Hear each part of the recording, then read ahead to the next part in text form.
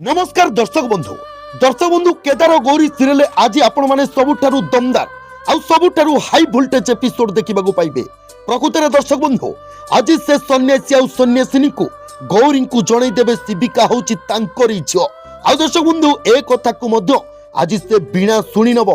दर्शक बंधु चंदन कोन निजे निजे बहुत चालाक साजितिला एबेठारु से बीणा मध्य निजको बहुत चालाक चतुर करिदेब। हाँ दर्शक बंधु से सन्यासी सन्यासिनी आज गौरी को किछि कथा माध्यम एमिति संकेत दे जाउथिबे आउ जो कथा को बुझी पारिबे गौरी आउ से सन्यासी सन्यासिनी चली जाउतो बेले गौरी तांको पछुकु छिबे आउ कहिबे अच्छा आपण जा कहबा को चाहुचंती माने मु सेया बुझी पारुची ना।